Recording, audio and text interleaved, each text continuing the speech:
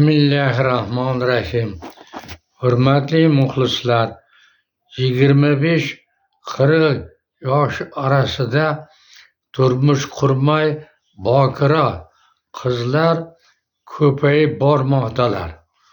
Bizni qishlog'imizda bunday qizlar ancha topiladi.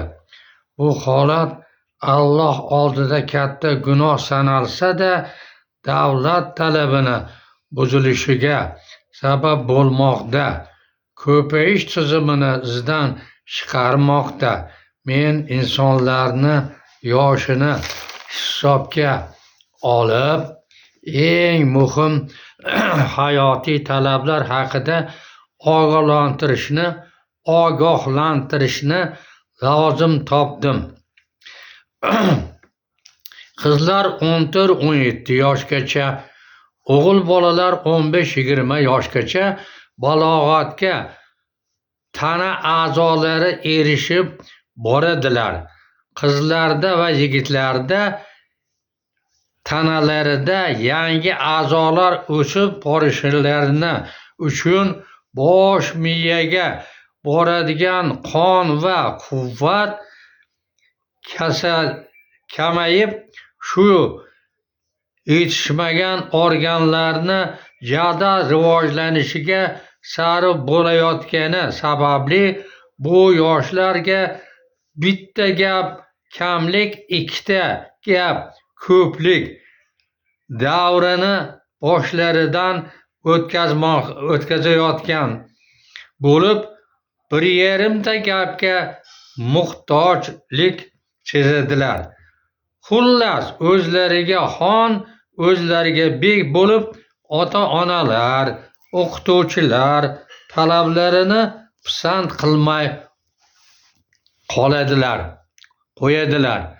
Bunday bolalarni shayton o'z tuzog'iga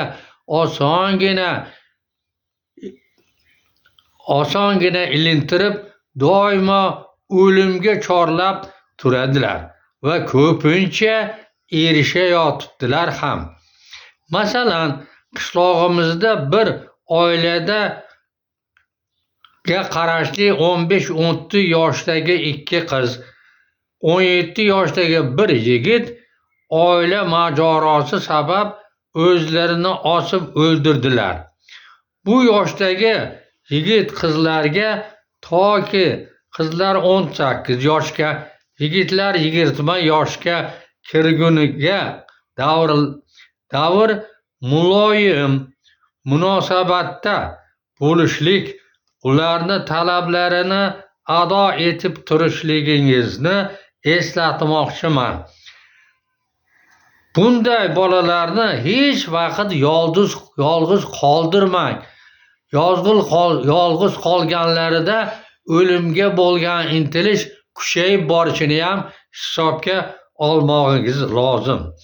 Aks holda qo'pol muomala, tazyiq o'tkazsangiz, osib, suvda cho'kib, o'zlarini turli shaytonning 99 ajaliga o'zlarini urib o'ldirish asosidagi musibatga ega bo'lasiz.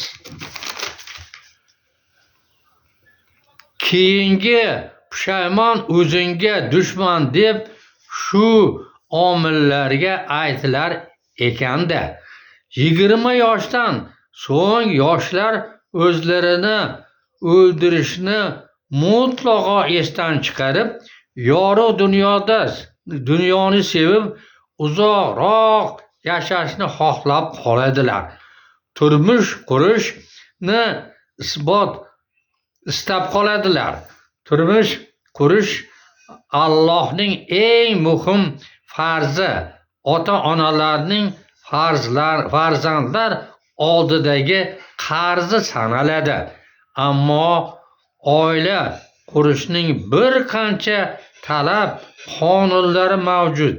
Bu qonunlarga ham davlat talabi, ham shariat talablari fatvolariga amal qilish asosida amalga oshirsalar ko'pil